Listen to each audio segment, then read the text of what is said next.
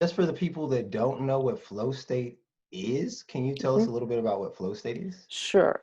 So flow state or peak experiences, it has about 100-year span of being researched, but not very effectively. It has been going through ups and downs. And essentially, it's a state of when everything feels the best, when you feel the best, when you are doing something for the intrinsic motivations that are self-sustaining. For example, it's for runners, it would be runner's high. For someone speaking on stage, it would be forever box. For people in the action sports, it would be that the zone that the athletes get into after prolonged extensive activity. For coders, it might be getting into that zone when they just see the code and everything else disappears. There are neurobiological prerequisites for that and underlying processes, but essentially in that state, the time disappears and a sense of self disappears. Those are the two key aspects. And that activity becomes the most pleasurable activity, and at the same time, it produces result. So, Yeah, that's really cool. So I'm probably going to butcher the name, but Mihai Csikszentmihalyi, Csikszentmihalyi, he yes. has the book Flow. I've and I know when I've done programming and stuff, I've been in that state where it's like, oh my gosh, 8 hours have just flown by, you know. Yep. So yeah, that's cool. So you show people how to get into that state more often. Yeah, so Mihaly Csikszentmihalyi is the father of the flow psychology. He kind of started that from his experience. And there are other people who have contributed, but he has done most of the research. And what I'm doing right now is that I'm gathering all the scientific data that is a backbone of that process. And I'm working on how to develop a system of helping others discover their own flow triggers. And there are different triggers that are involved that put people into flow state, but it's a process. That is not an accidental thing. The flow has to be designed and it has to be practiced day after day after day. So the goal would be to develop the system that would help people design their own unique system that applies to them specifically based on their interests and based on their prerequisites and based on their special talents and skills and what they do in the world and what they like to do in the world. So, Say for instance, I'm doing the ditches or something that I do all the time, mowing the yard, whatever that is. yeah. Then because I'm able to automate the process, Mm-hmm. I'm able to have other things happen in that moment. Is that what you were saying? Kind of is the difference between the two? Well, to some extent, if you're mowing the lawn, you could be getting into flow, but it would be a micro flow because there would be some certain skill involved in learning how to do that certain activity. And if activity is not very difficult, it will not take you too much time to learn it. And so as a result, the flow itself will not be generally big. It would be a micro, it would be a small flow state, it would be shorter. You would not notice it as much. But if it's something like snowboarding, for example, which involves the whole body, you need a lot of time to train, you need to be present, you need to have all sorts of other components involved. And then when you're going down the mountain snowboarding, that state of flow would be much bigger, much more noticeable, and you definitely have to be present there. But it's not the same as being present when we're alone because the scale is different. Okay, okay.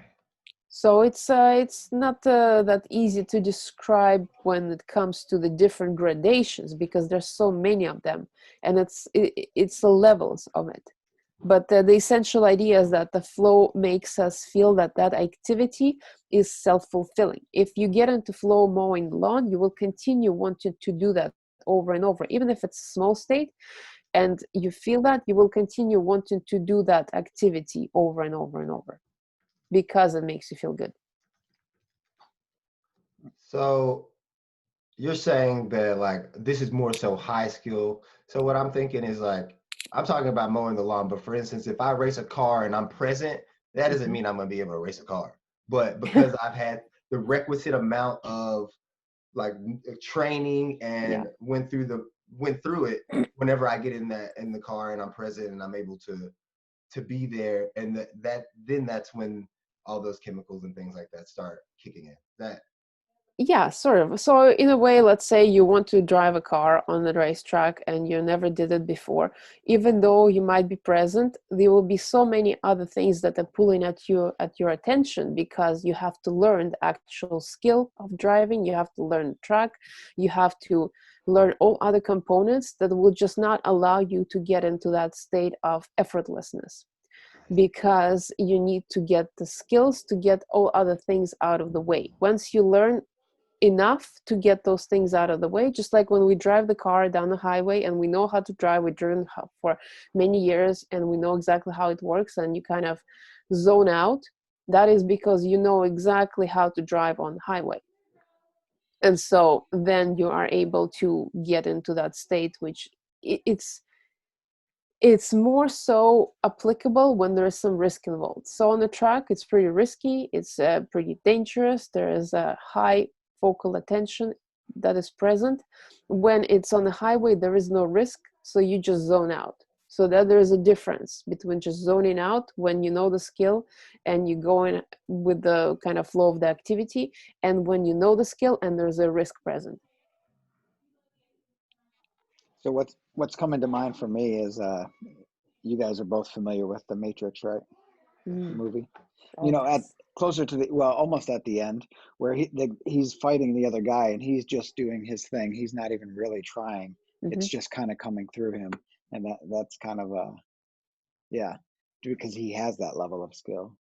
That is in some way kind of, yeah, I never considered that scene before, but now that you mention it, yeah, it does make sense. It's you are present, but your skill is so much greater that you're able to flow with the process so much more. Instead of, so yes, you can exactly. When he was trying so hard to fight them and he couldn't, he was not in flow, and so things were difficult and he was all over the place, and there was inner critic. You can see the inner critic was screaming in his ear, and he was in a high state of anxiety.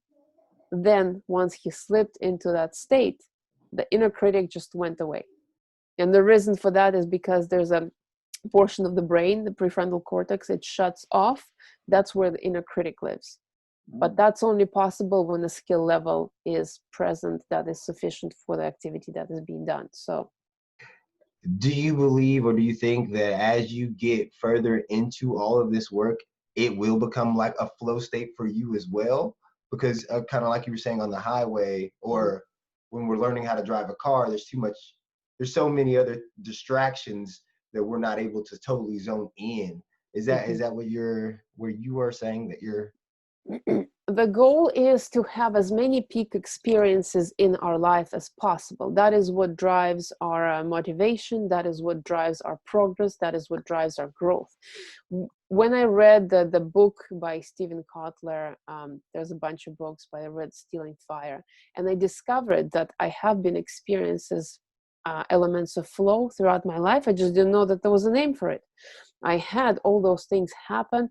And for me, it's majority of them as microflows, microflow moments when you just focused on the task so intently that everything just goes away and you feel great after completion of it and you feel great in the moment. But then there's a bigger, of course, bigger flow moments like riding a motorcycle. That is a pretty big flow. Racing on the track, obviously, when there is so much focus and some risk is involved, and that you are able to use your skills to get into that state and actually execute. When you come out of it, you almost get like a rush, and it's a rush because there is 5 neurochemicals involved, there's a specific process. And so the idea is, how do we engineer and design our life to have macro flow moments and micro flow moments strung together in the line, and we also have proper recovery for all those states, because as you might know, Olympic athletes trained for a big event, they go there, they do it, and then they come back home and they drop into depression because there's nothing else to do after that. Because they might not know about the recovery that is necessary for all flow states.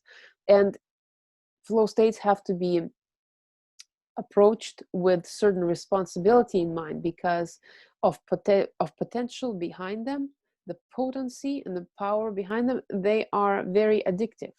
People could be addictive to multiple various ways of doing things because they get this effect, and if they don't know how to properly recover, if they don't know how to properly design those activities, they could get into a very much downward spiral where they could be, for example, locked out of flow. If they use up all their neurochemicals, they don't know how to recover them, they will be locked out and they won't be able to access those states, and it will be a pretty it would not be a very good position to be in if that is what you're striving to do, and then you don't have access to it. I almost wonder if that's kind of what my experience has been, you know, because I'll be down here. This is kind of my layer. I got my treadmill desk. I program and do different things. And then, you know, it's almost like I'm slaying dragons and having a fun time, just really doing what I love. And then the end of the day, I go upstairs and then we just like sit on the couch or whatever. You know, it's almost like it just goes to a screeching halt. Yeah. And it's fun hanging out with the family and stuff, but when you set it next to what I was doing, then it almost, you know, relatively it looks, it doesn't, you know, it's like boring. Yeah, and yes, exactly. For me, the coaching experience also is a flow, but that requires recovery. And sitting in front of TV is a passive recovery. The active recovery would be things like yoga, massage, sauna, exercise, something that gets you moving, or meditation, active meditation, things like that, that are actively putting you in a state where you recharge. So sitting back is nice, but it does not cover the recovery stage. So every person has to figure out what is the best way for them to actively recover. It could be cold shower. It could be maybe a run outside. Things that are quite completely different of the flow state, and yet they help move the neurochemicals around, move all the fluids around in the body, and just deep presence with yourself, things like that. They have to be incorporated in the practice in order to be able to get into flow next time. What you're reminding me of is like a lot of things that have been going on. Me and Jason, we were having a couple coaching calls back to back where we were working together on some things. And I told him, I was like, man, like I cannot just go back to back with these coaching, because I would be in a coaching call and just be like, I don't even know what's going on. And what you're saying about recovery, oh my gosh, the first thing that popped in my head was Dragon Ball Z, and how whenever they go Super Saiyan or they, you know, energy level up, they have to take some downtime or else, I mean, they could get their butts kicked by anybody. So I really appreciate you talking about that downside. Is there any other things that can help people, like, you know, us coaches in that way? Because coaching is a flow state. Yes. Well, just being open-minded. The idea is to be open-minded in the moment to see what can come.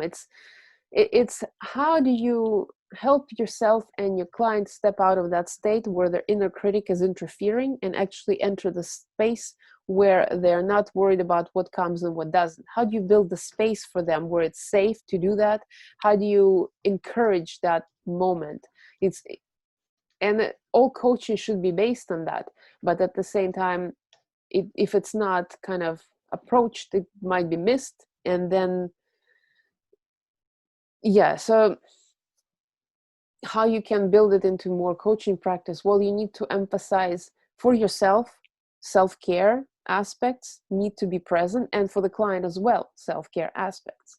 And that would fit within the active recovery. And also that's not even just for the flow, it's for the good healthy practices. It's important. You have to have a healthy nutrition, you have to have exercise, then you have to do mindfulness because it's been proven to be very useful and very potent. And then you get into those peak experiences, and that completes like your cohesive life so that you feel like your life is worth living. Essentially, that's what it all comes down to. Why do we want to? There's a really good book that Dr. Scott Barry Kaufman just released called Transcendence. And he looked at Maslow and his research and really would delve deeper into aspects, what the self-actualization is. And what he discovered and what he pulled out of the previous Maslow research is that the self-actualization is having as many peak flow experiences as possible while also aligning it with the higher values, such as justice or beauty or health or anything like that as of the higher instance. So the combination of those two, that leads to essentially having the purpose and following that purpose and having the results that are elevating you and making you grow each day. I'm like totally geeking out right now. I got the audio book from, the Flow audio book. I'm like, oh, I got to get back to this. If somebody wanted to work with you, what can they expect? Like, how many sessions would you guys work together? How many hours overall? And I know it's different probably for each person. And what would kind of be the outline that where would you start? And what's the kind of the process? So when I work with clients, I try to I prefer to set up 4 to 6 months period of time. And every 2 weeks seems to be the best for people. The way I do it is that the first session is where I try to discover what it is that their challenges are, what it is that they want to achieve, where they are at right now, what is their situation, get to know as much as possible about them. And next, I go back to my training with Robbins Madonna's training, and I go back to 6 human needs, which also ties in with Maslow somehow. And that is based on how people have essentially 6 human needs and they need to fulfill them. And once they do that, they can move to a higher needs, higher purpose, higher goals and values. So I try to look and analyze with the client where they are with their needs, what it is that they need to do to fulfill them better, because you can fulfill the needs in a positive way, or you can fill them in a negative way. For example, for variety, you can go outside and meet new people, or you can eat junk food that will be your way. So I try to work with them in that regard to uncover where they are at with those needs and where there are underlying aspects of habits and where they are with their self-care routines, all things like that. And then it kind of moves into an individual direction, because different people have different goals that they want to work on. One client I worked with had anxiety problems, and we worked on how to approach that. Another client had issues with interruptions from the daily life, and we worked on that. So it all kind of branches out, and within that I try to intersperse the knowledge of flow, the knowledge of how to do things better, how to implement things faster, and just everything is geared towards enhancing the person's beliefs and their own abilities, because that it all comes down to the individual person has already all their tools within themselves. They just need to figure out what they are. And my role as a coach is to shine the light on those things that they didn't know they had, or that they didn't know that they could do. So essentially, as a coach, I'm a flashlight. I light the way, I provide the guidance where they could go, and I provide the feedback as to what I'm hearing them saying. So there's a lot of that kind of communication for me.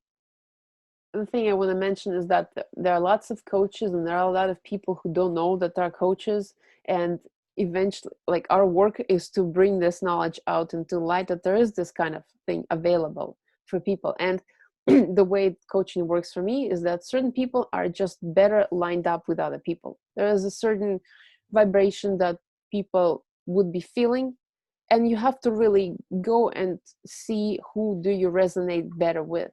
So one coach could be good for one person, but they might not be good for the other person. So it all depends on individual preferences, individual backgrounds, etc. But that is why I think there's such a great thing that there are so many coaches coming out, because the more variety you have, the more people you can help. And so I find that this is the time when this is needed the most, because people should be looking more deeply within themselves and asking themselves deeper questions about who they are, where they're going, what they want to do. And it's difficult sometimes to ask yourself that kind of question by yourself in the dark. You need someone to help you with that. Yeah, I've definitely noticed that even before any type of coaching, you know, I can go even chat with Danny and then see something new because I'm wrapped up in that thinking, and he doesn't have all that thinking. So even people getting with their friends, you know, so I do see a lot of value in coaching, just even being like And sounding not board. only that, but the coaching itself, the process, I believe, unlocks our creativity. The more we are creative, the more we can come up with new solutions for the world that is changing so rapidly. Like now, creativity is needed more than ever. It's always been needed, but now we're feeling how much we need to be creative with every aspect of our life. And the creativity is not just reserved for artists. Every single human on this planet has creativity, and they should be expressing it.